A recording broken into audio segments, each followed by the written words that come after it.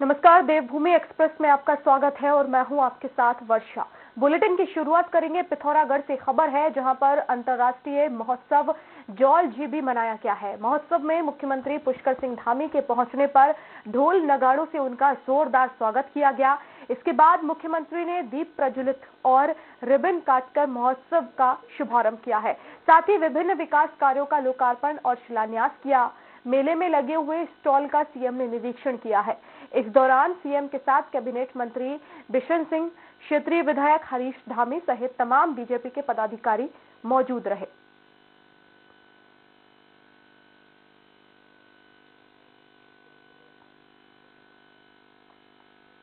दयाल जी, जिला मंत्री भाई हरीश धामी जी, संचालन करने वाले भाई राजू नेगी जी एवं भाई बसंत जोशी जी एवं सभी मंचासीन हमारे भाई महिमन कन्याल जी, कोई छूट तो नहीं गया? महिमन भाई खुशमन राणा जी, अभी इन्होंने आपने देखा होगा ये बोलने में आया था और बोलने लगी। हमारी माता जी शकुंतला दत्ताल जी, जिनका बड़ा आशीर्वाद है मेरे साथ, लगातार ये मिलती रहती हैं मुझे। जिस कार्यक्रम में जाता हूँ ये वहीं मिल जाती हैं, कभी देहरादून मिल जाती हैं, कभी वहां मिल जाती हैं। और मंच पर उपस्थित सभी हमारे पदाधिकारीगण, सभी आए हुए अतिथिगण और इस कार्यक्रम में बहुत बड़ी संख्या में मैं देख रहा हूँ। यहाँ भी आवाज जा रही है, आसपास सभी जगह उपस्थित मेरी माताएं, बहनें, बड़े बुजुर्ग, सभी उपस्थित नौजवान साथी, आए हुए सभी हमारे कलाकार बंधु और मेले में विभिन्न विभिन्न क्षेत्रों से आए हुए सभी हमारे व्यापारी बंधु, सभी उपस्थित पत्रकार मित्रों और छायाकार बंधुओं, आज मुझे अपना बचपन याद आ रहा है कि मैं जब छोटा था, यहाँ 4, 5, 6 साल का, तो उस समय ये जौलजीबी का मेला जब शुरू होता था तो बड़ी धूम रहती थी, बड़ी लोग रात रात को मेले में आते थे। मैं तो छोटा था, मैं तो नहीं आता था, लेकिन मैं देखता था कि जो हमसे बड़े होते थे, काफी लोग रात को मेले में आते थे और कई दिनों तक मेले में रहते थे। कई दिनों तक मेले में आते थे। मेला निश्चित रूप से हमारी बहुत बड़ी सांस्कृतिक धरोहर है और इसके साथ साथ भारत नेपाल सीमा का ये मेला हमारे भारत और नेपाल के मैत्री संबंधों का भी एक बहुत बड़ा, मैं कहूं कि एक सेतु का काम करता है। इसलिए आज इस मेले के शुभारंभ अवसर पर मैं आप सभी को बहुत बधाई देता हूं, बहुत शुभकामनाएं देता हूं, मेला कमेटी के लोगों को भी और मेले को संचालन करने वाले, इस पूरे मेले में लगने वाले हमारे सभी अधिकारीगण, सभी कर्मचारीगण जो इस मेले को संचालित करेंगे।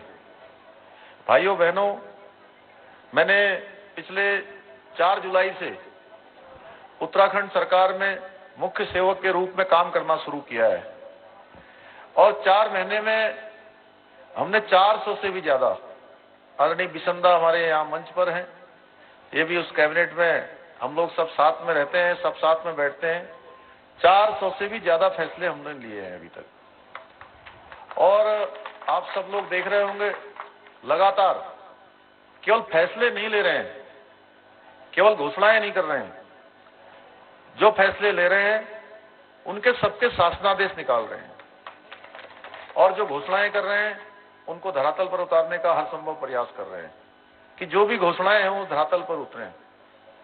पहले दिन से अभी मुझे बड़ा अच्छा लगा, यहां भी और मैं जहां भी जा रहा हूं, जितनी जगह मैं पिथौरागढ़ में, पिछले 3 दिनों से मैं पिथौरागढ़ में हूं और मैं अपना सौभाग्य मानता हूं कि इस भूमि में मैं भी पैदा हुआ हूं, मैंने भी जन्म यहीं लिया है। तो जगह जगह मुझे अपने जनपद में आकर, वैसे तो मैं पिथौरागढ़ में अब से लेकर 4 महीने के कालखंड में कई दफा आ गया, आपके धारचूला क्षेत्र में भी 2 बार आ गया, अब ये तीसरी बार है। 2 बार आ गया, पिथौरागढ़ भी आ गया, लेकिन इस बार में जब आया तो औपचारिक रूप से जहां पर भी मैं गया, सब जगह पर मुझे हमारे अतिथि शिक्षक मिले और सभी अतिथि शिक्षकों ने बड़े दिल खोल के उन्होंने धन्यवाद किया कि हमारा आपने वेतनमान बढ़ा दिया, उनका 15,000 से 25,000 रुपया कर दिया। इसी प्रकार से मैं देखता हूं कि जहां भी हमारी बाल विकास विभाग से जुड़ी हुई आंगनबाड़ी की बहनें मिलती हैं, तो आंगनबाड़ी की बहनें भी सब जगह पर, सभी जगह आ रही हैं कि आपने हमारा मानदेय बढ़ा दिया है। उनका मानदेय भी हमने बढ़ा दिया 1,500 से 1,800 के बीच में, अलग अलग कैटेगरी में। इसी प्रकार से एक और बड़ा अच्छा लगता है, अभी मैंने थोड़ी देर पहले उन्होंने मुझे एक जो है मफलर दिया वहां पर, स्वयं सहायता समूह की बहनों ने। तो वो स्वयं सहायता समूह की बहनें चूंकि वो बहुत ही अच्छा काम कर रही हैं, सब जगह पर अपना तो रोजगार करती हैं, अपने रोजगार के साथ साथ और भी कई लोगों को रोजगार से जुड़ने का काम करती हैं और लाखों लोगों को रोजगार देती हैं। हमने कहा इन बहनों की हर संभव सहायता होनी चाहिए, हर संभव इनकी मदद होनी चाहिए। हम जो भी कर पाए कम है। सरकार के पास भी, चूंकि अभी हरीश भाई बहुत सारी चीजें गिना रहे थे, मैं भी चाहता हूं कि कनार तक रोड जाए, उसके लिए हमने सारी व्यवस्थाएं की हैं और वन विभाग से भी एनओसी हमने प्राप्त कर ली है और जल्दी हम कोशिश करेंगे कि कनार की रोड का भी जो है काम शुरू हो।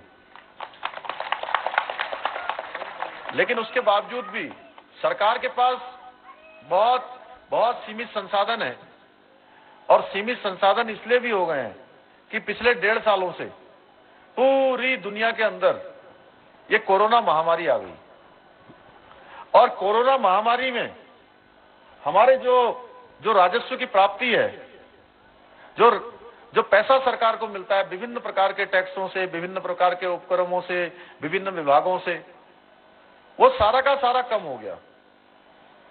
इसका सारा रोटेशन गड़बड़ा गया है। लेकिन उसके बावजूद भी हमने कहा कि ऐसी बहनें जो हमारी स्वयं सहायता समूह में काम करती हैं, अपने साथ साथ औरों को भी रोजगार देने का काम करती हैं, उनको किसी प्रकार की इस परेशानी में उनके हाथ पैर लड़खड़ाने नहीं चाहिए, वो अपने पैरों पर मजबूती से खड़ी रहनी चाहिए। उनके लिए हमने 119 करोड़ रुपए का पैकेज घोषित किया, जिसमें उनका आगे का पीछे का हमने जो ब्याज था, ऋण था, उसको उस शुल्क को माफ कर दिया। उसके साथ साथ उनके लिए 3 लाख से लेकर 5 लाख रुपए तक का जो ऋण है वो बिना किसी ब्याज के देने की हमने व्यवस्था कर दी है, क्योंकि वो अपना रोजगार कर पाए। कोई बुनाई का काम करती हैं, कोई सिलाई का काम करती हैं, कोई जो है भेड़ पालन का काम करती हैं, कहीं पर बकरी पालन का काम करती हैं, कहीं प्रसाद बनाने का काम करती हैं, कहीं मसाला बनाने का काम करती हैं, कहीं दाल इत्यादि बनाने का काम करती हैं। अभी मैं देख रहा था कि कुछ बहनें हमारी वहां पर सिकवा और गंधरानी बेचने का भी काम कर रही हैं। तो वो सारे के सारे समूह के अंदर आ जाते हैं। इसी प्रकार से हमने जो हमारे ये यात्रा का सीजन नहीं चल पाया, यात्रा के सीजन में बहुत सारे हमारे पर्यटक आते हैं, धारचूला भी आते हैं, मुंशियारी भी आते हैं, जोलजी भी आते हैं, पिथौरागढ़ आते हैं, हमारे थल मुआनी क्षेत्र में आते हैं, कौसानी आते हैं, बेरीनाग आते हैं, नैनीताल आते हैं, या 4 धाम यात्रा के रूट पर तो बहुत बड़ी संख्या में पर्यटकों का अंबार लगा रहता है। कुछ हमारे तीर्थाटन के लिए आते हैं, कुछ हमारे पर्यटन के लिए आते हैं, कुछ श्रद्धालु आते हैं, कुछ पूजा करने के लिए आते हैं। तो इस बार और पिछले साल 2 साल ये कोरोना महामारी में वो पर्यटकों की संख्या बिल्कुल नगण्य हो गई। और पिछले 4 महीने पहले जब मैंने मुख्य सेवक के रूप में काम करना शुरू किया, तो उस समय तक हमारी 4 धाम यात्रा पर रोक लगी हुई थी। हाई कोर्ट ने इस पर रोक लगा रखी थी कि यात्रा नहीं होगी क्योंकि कोरोना महामारी है।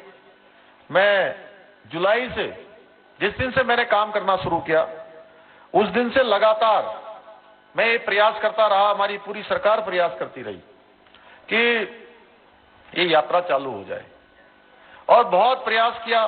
सुप्रीम कोर्ट में भी गए, वहां भी कोरोना महामारी का, चूंकि इतनी बड़ी महामारी है कि कहीं से उसमें हमको रिलीफ नहीं मिल रही थी, हमको कहीं से छूट नहीं मिल रही थी। फिर हम दोबारा से हाई कोर्ट में गए, और हाई कोर्ट में जाने के बाद हमने कहा कि अब कोरोना महामारी कुछ कम हो गई है, इसलिए आप यात्रा चलाने की हमको परमिशन दे दीजिए। यात्रा हमको कुछ शर्तों के साथ चलाने की परमिशन मिली। फिर हमने दोबारा निवेदन किया तो यात्रा पूरी खुली, लेकिन यात्रा चूंकि अब बंद होने के कगार पर है। 20 नवंबर को हमारे बद्रीनाथ जी के द्वार बंद हो जाएंगे। 26 तारीख को, अभी 6 तारीख को पिछले केदारनाथ के कपाट बंद हो गए। इसी प्रकार से अन्य स्थानों पर भी यात्रा पूरी तरह से अब समाप्त होने वाली है। और ये यात्रा नहीं चलने के कारण से, पर्यटक नहीं आने के कारण से हमारे जो छोटे छोटे दुकानदार थे, टैक्सी वाले, होटल वाले, ढाबे वाले, सांस्कृतिक क्षेत्र में काम करने वाले, उनको भी जो है अपनी जीविका चलाना मुश्किल हो गया। क्योंकि अगर ये 6 महीने यात्रा चलती है, 5 महीने यात्रा चलती है, तो उससे पूरे साल भर का काम चलता है। तो हमने कहा कि ऐसे भाइयों के साथ भी, ऐसी बहनों के साथ भी हमारी सरकार सहयोगी के रूप में, उनके साझीदार के रूप में काम करेगी। और हमने 200 करोड़ रुपए का एक पैकेज पर्यटन और परिवहन के क्षेत्र के लोगों के लिए जो है किया।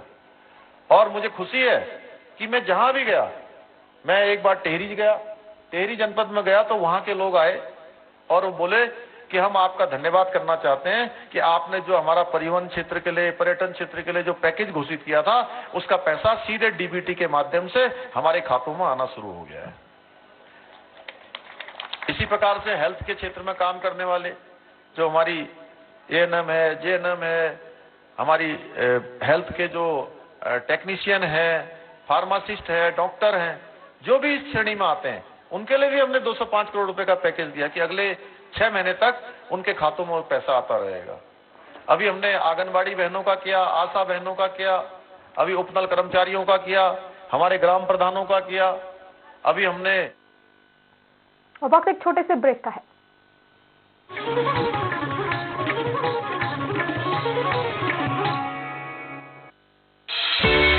SRK University is one of the oldest university of Madhya Pradesh with well qualified and experienced faculty. 25 सालों से मध्य प्रदेश की विश्वसनीय university. Courses offered engineering, pharmacy, management, agriculture, computer application, nursing, homeopathy, dental, paramedical, PhD research and other professional and certificate courses. Contact 7024144981 or 828384.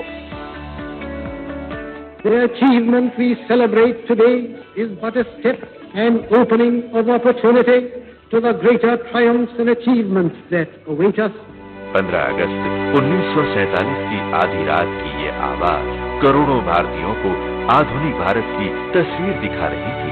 Pandit Jawaharlal Nehru Bharat के पहले प्रधानमंत्री थे, लेकिन वे कहते थे, लोग मुझे भारत का प्रधानमंत्री कहती है, लेकिन ये अधिक उचित होता यदि वे मुझे भारत का प्रथम सेवक कहें। पंडित नेहरू ने एक ऐसे भारत की बुनियाद रखी जिसकी वजह से पूरी दुनिया भारत को एक तरक्की पसंद और विशाल लोकतांत्रिक देश के रूप में सम्मान देती है। दुनिया भर में आज भारतीय मेधा की जो कद्र है, उसके शिल्पी पंडित नेहरू ही है। 1950 में IIT, 1956 में एम्स, 1961 में NIT, 1961 में ही IIM जैसे विश्व स्तरीय संस्थान स्थापित किए। विश्व में शांति दूत की पहचान रखने वाले नेहरू ने देश की सुरक्षा के लिए 1958 में DRDO की स्थापना की। आजादी के बाद भारत ने विज्ञान और टेक्नोलॉजी का रास्ता चुना। 1955 में BSP, 1956 में ONGC, 1963 में भाखड़ा नांगल डैम, ये सब नए भारत के तीर्थ बन गए। छत्तीसगढ़ का भिलाई इस्पात संयंत्र नेहरू के आधुनिक भारत के ख्वाब का चमकता सितारा था। एक समर्थ और लोकतांत्रिक मूल्यों से भरे पूरे भारत की विरासत सौंपने के लिए हम और हमारी पीढ़ियां हमेशा आपकी कृतज्ञ रहेंगी। सब कुछ आजमाया और तब मैंने माना कि सिर्फ सच्ची सहेली ही है महिलाओं के उन मुश्किल दिनों की हर समस्या, जैसे कठिन दर्द, अनियमितता, खून की कमी, थकान व कमजोरी जैसी सभी प्रॉब्लम्स के लिए नंबर 1 औषधि एवं टॉनिक, क्योंकि सिर्फ सच्ची सहेली में है 67 खास आयुर्वेदिक जड़ी बूटियाँ जो मुश्किल दिनों की सभी तकलीफों को अंदर से ठीक करने में मदद करे। सच्ची सहेली, महिलाओं के लिए सबसे भरोसेमंद औषधि एवं टॉनिक।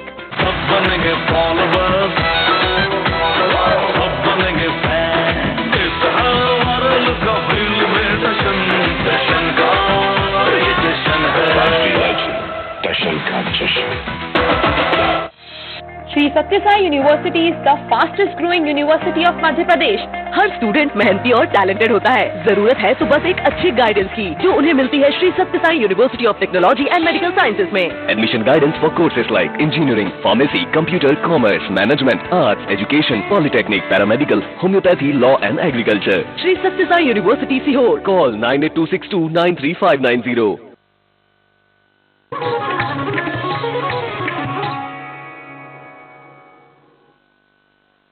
ब्रेक के बाद खबर देहरादून से, जहां आयुष्मान योजना के तहत प्रदेशवासियों को निशुल्क स्वास्थ्य सेवाएं देने के उद्देश्य से अटल योजना चलाई गई, मगर कार्ड बनवाने में आ रही दिक्कतों को दूर करने के लिए कुछ परिवर्तन किए गए हैं। और वहीं अपर सचिव स्वास्थ्य अरुणेंद्र चौहान ने बताया है कि अभी तक इस सुविधा के लिए 2014 का डेटा बेस का प्रयोग किया जा रहा है, जिसके कारण कुछ व्यवहारिक दिक्कतें आती थी और अब खाद्य विभाग के नए डेटा का प्रयोग शुरू किया गया है। जो डेटाबेस हम लोग यूज़ करते हैं वो 2014 का है। हम लोगों ने जो नेशनल फूड सिक्योरिटी एक्ट है उसका जो डेटाबेस है, जो लेटेस्ट है, उसको यूज़ करना शुरू किया है। तो मुझे उम्मीद है कि आने वाले समय में इन दो, एक तो निःशुल्क कार्ड और दूसरा डेटाबेस में कई बार नाम न होने की वजह से कार्ड नहीं बन पाते थे, तो ये दोनों समस्याएं बहुत जल्दी दूर हो जाएंगी। उत्तराखंड में इगास पर्व की धूम है। जगह जगह कई बड़े कार्यक्रम आयोजित किए गए हैं। हल्द्वानी में इगास पर्व पर एक कार्यक्रम का आयोजन किया गया। केंद्रीय रक्षा राज्य मंत्री अजय भट्ट ने 501 दिए जलाकर कार्यक्रम की शुरुआत की है। सांस्कृतिक कार्यक्रमों का आयोजन किया गया। केंद्रीय राज्य मंत्री अजय भट्ट ने कहा कि अपनी संस्कृति को बचाए रखने और बढ़ाने के लिए इस तरह के कार्यक्रम बेहद जरूरी है और इगास का पर्व दीपावली के बाद 11वें दिन मनाया जाता है। कहते हैं ये हमारी संस्कृति का ही हिस्सा है। धीरे धीरे नई जनरेशन जो है वो भूलती जा रही है, इसलिए अपनी चीजों को हम अपनी युवा पीढ़ी को, नई पीढ़ी को ट्रांसफर करें। राज्यसभा सांसद अनिल बलूनी इगास लोक पर्व के अवसर पर अपने पैतृक गांव नकोट पहुंचे, जहां ग्रामीणों ने पारंपरिक वाद्य यंत्र बजाकर उनका स्वागत किया है। इस दौरान अनिल बलूनी ने कहा है कि वह कुछ सालों से सभी लोगों को आग्रह कर रहे हैं कि हम अपनी परंपरा को कायम रखने के लिए हर साल इगास लोक पर्व को अपने पैतृक गांव में मनाएंगे। और वहीं पौड़ी निवासी मधु खुगशाल ने कहा है कि अनिल बलूनी की ओर से जिस पहल की शुरुआत की गई है उससे हमारे पैतृक गांव में रौनक देखने को मिलेगी।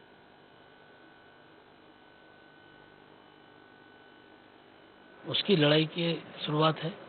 इससे जो पहाड़ का प्रतिनिधित्व कम हो रहा है उसकी लड़ाई की शुरुआत है। इससे जो बॉर्डर के नज़दीक हमारे गांव खाली हो रहे हैं, राष्ट्रीय सुरक्षा का मामला है, उसका मामला है। तो ये बहुत सारी चीज़ें, इस इगास पर्व को हम उत्तराखंड की आर्थिकी के साथ जोड़ना चाहते हैं। आज माननीय राज्यसभा सांसद श्री अनिल बलूनी जी अपने पैतृक गांव आकर के उन्होंने जो इगास का पर्व मनाया है, उससे काफी हर्ष और उल्लास की स्थिति उनके गांव में भी देखने को मिली। और देहरादून के बीजेपी कार्यालय की भूमि पर इगास बूढ़ी दिवाली महोत्सव का आयोजन किया जा रहा है और वहीं बीजेपी विधायक उमेश शर्मा काऊ ने जानकारी देते हुए बताया है कि इगास पर्व को लेकर तैयारियां जोरों से की जा रही हैं। इसके लिए कार्यक्रम में इगास बूढ़ी दिवाली के प्रणेता राज्यसभा सांसद अनिल बलूनी, सीएम पुष्कर सिंह धामी, राज्यपाल सहित तमाम वरिष्ठ लोग इगास पर्व पर आयोजित कार्यक्रम में शिरकत करेंगे। कार्यक्रम में लोक गायिका पद्मश्री प्रीतम भरतवाण और बॉलीवुड गायक जुबिन नौटियाल सहित तमाम कलाकार मौजूद रहेंगे। कार्यक्रम में कई रंगारंग प्रस्तुतियां भी दी जाएंगी। महामहिम राज्यपाल जी आ रहे हैं, मुख्यमंत्री जी आ रहे हैं और प्रेरणा स्रोत इस कार्यक्रम के अनिल बलूनी जी आ रहे हैं। सांस्कृतिक कार्यक्रम में हमारे गढ़वाल के बहुत से कलाकार, महिला कलाकार वो आ रहे हैं। विधानसभा चुनाव से पहले ही कांग्रेस अब महंगाई के मुद्दे को लेकर मुखर होती नजर आ रही है, जिसे लेकर देहरादून के कांग्रेस प्रदेश कार्यालय में प्रेस वार्ता की गई है, जहां कांग्रेस के राष्ट्रीय प्रवक्ता रागिनी नायक और चुनाव संचालन समिति के अध्यक्ष हरीश रावत ने बीजेपी पर सवाल खड़े किए हैं। कांग्रेस ने जन जागरण अभियान की शुरुआत की है और इस अभियान के तहत यात्रा, श्रमदान, सफाई अभियान भी चलाया जाएगा।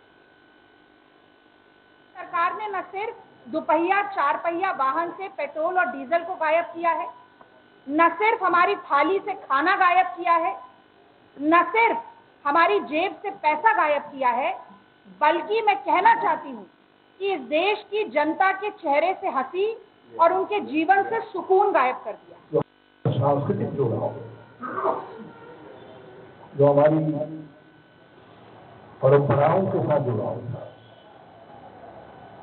हमारे वस्त्र, आभूषण, भोजन आदि सब चीजें जो है जो उससे जुड़ी हुई है। और देहरादून से ही खबर, जहां कांग्रेस देश भर में महंगाई को लेकर जन जागरण अभियान शुरू करने जा रही है और यह अभियान 14 नवंबर से 29 नवंबर तक चलाया जाएगा। यह अभियान जिला और ब्लॉक स्तर पर चलाया जाएगा। कांग्रेस गांव में गांधी टोपी पहनकर पदयात्रा निकालेगी।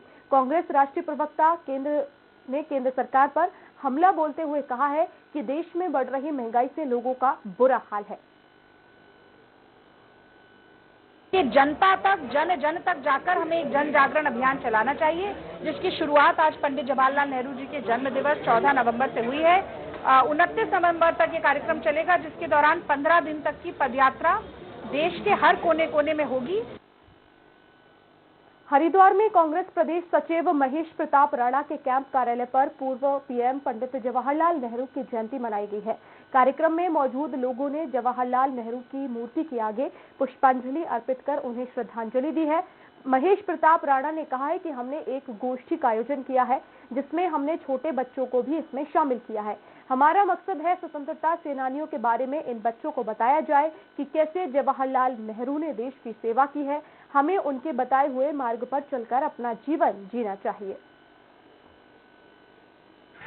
सीनियर लोग नेहरू जी के बारे में, उनकी गतिविधियों के बारे में, उन्होंने क्या क्या काम किया उसके बारे में, देश के प्रति क्या योगदान था, आज़ादी में उनका क्या योगदान था, फिर उसके बाद देश को बनाने में क्या योगदान था। बच्चे इससे मोटिवेट होंगे, इससे लाभान्वित होंगे और उन्हें नेहरू जी के वैभवशाली व्यक्तित्व के बारे में पता लगेगा। लक्सर क्षेत्र के मोड़ाखेड़ा कला गांव में पंडित जवाहरलाल नेहरू की जयंती धूमधाम से मनाई गई है और इस अवसर पर पूर्व विधायक ने कहा कि पंडित जवाहरलाल नेहरू ने अपने कार्यकाल में लोगों को आत्मनिर्भर बनाया। उन्होंने केंद्र सरकार पर धरोहर बेचने का आरोप लगाया। उन्होंने सरकार पर रेलवे और एयरपोर्ट को बेचने का भी आरोप लगाया। कार्यक्रम के दौरान सैकड़ों कार्यकर्ता मौजूद रहे। पंडित जवाहरलाल नेहरू जब प्रथम प्रधानमंत्री बने थे तो उनकी सोच थी कि राजनीतिक आज़ादी तो हमें मिल गई, लेकिन देश को आर्थिक आज़ादी के लिए उन्होंने देश में बड़े बड़े कल कारखाने लाए, हरित क्रांति लाई। अन्न का उत्पादन उस समय बहुत कम था, उसके लिए अन्न का उत्पादन बढ़ाने के लिए उन्होंने हरित क्रांति लाई। जब वो प्रधानमंत्री के रूप में उन्होंने शपथ ली आज़ादी मिलने के बाद, अनेक कल कारखाने, रेलवे लाइन, हवाई जहाज पट्टी, इन सब का निर्माण पंडित नेहरू जी के प्रधानमंत्रित्व काल में हुआ। और खबर मसूरी से, जहां पंडित जवाहरलाल नेहरू का प्रदेश से गहरा संबंध रहा है। पंडित नेहरू किशोरावस्था से ही देहरादून आते रहे हैं। उन्होंने आजादी की जंग के दौरान देहरादून की पुरानी जेल में कई महीने तक कैद रहे हैं। यहां पर उन्होंने भारत के एक खोज पुस्तक के कुछ अंश भी लिखे थे। नेहरू जी के आत्मविश्वास और देश को आजाद कराने के जज्बे ने उन्हें अंग्रेजों के सामने झुकने नहीं दिया। प्रसिद्ध साहित्यकार रस्किन बॉन्ड ने भी अपनी रचना टेल्स ऑफ मसूरी में जिक्र किया है। मकान किराए पे लेकर रहे होंगे, ये इतनी मेरे को जानकारी है, लेकिन मसूरी से उनका संबंध हमेशा रहा, क्योंकि उनको डॉक्टर ने मोतीलाल जी को भी कहा था और उनकी जो वाइफ थी वो अक्सर बीमार रहा करती थी, स्वास्थ्य की दृष्टि से वो यहाँ आती रहे। और इसी के साथ इस बुलेटिन में फिलहाल इतना ही। खबरें लगातार जारी हैं, बने रहिए स्वराज एक्सप्रेस के साथ।